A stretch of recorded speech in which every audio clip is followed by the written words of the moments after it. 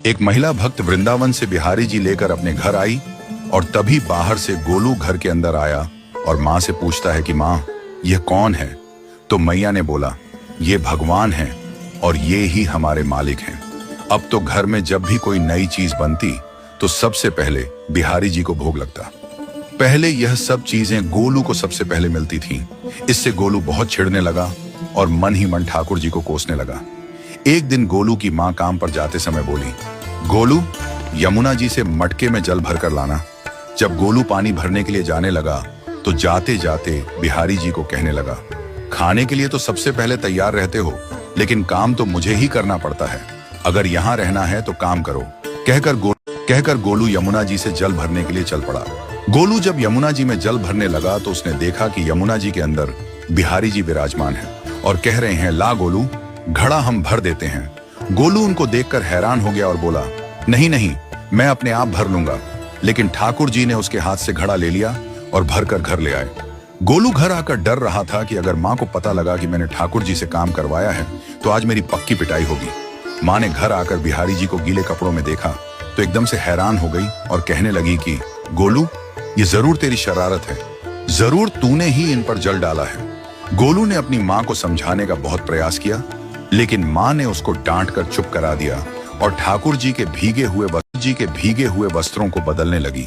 अगले दिन जब माँ ने गोलू को अनाज पिसवाने का काम दिया तो बिहारी जी फिर अनाज का कनस्तर ले आए और माँ को ठाकुर जी के वस्त्रों के ऊपर सूखा आटा पड़ा मिला।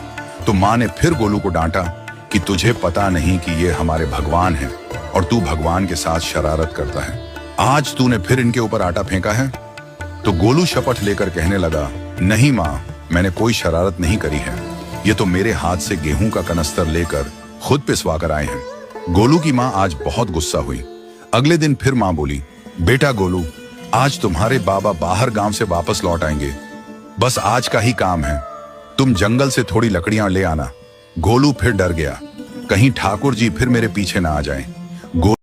गोलू ने माँ को बोला कि मैं चला तो जाऊंगा, लेकिन बिहारी जी को समझा लो, वह मेरे पीछे ना आए। उसकी माँ हंसकर बोली, हाँ हाँ समझा दूंगी, तुम जाओ तो सही। गोलू जल्दी जल्दी लकड़ियां लेने जंगल में चला गया और माँ काम पर चली गई। लेकिन उस दिन माँ काम से जल्दी वापस आ गई और देखा बिहारी जी अपनी चौकी पर विराजमान नहीं है।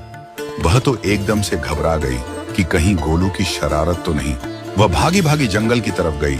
तभी उसने देखा कि गोलू के साथ एक इंसान लकड़ियों को लेकर घर आ रहा है। गोलू की माँ यह देखकर हैरान हो गई कि यह तो बिहारी जी हैं। ये क्या हमारे भगवान हमारा काम कर रहे हैं? इसका अर्थ गोलू ठीक कह रहा था।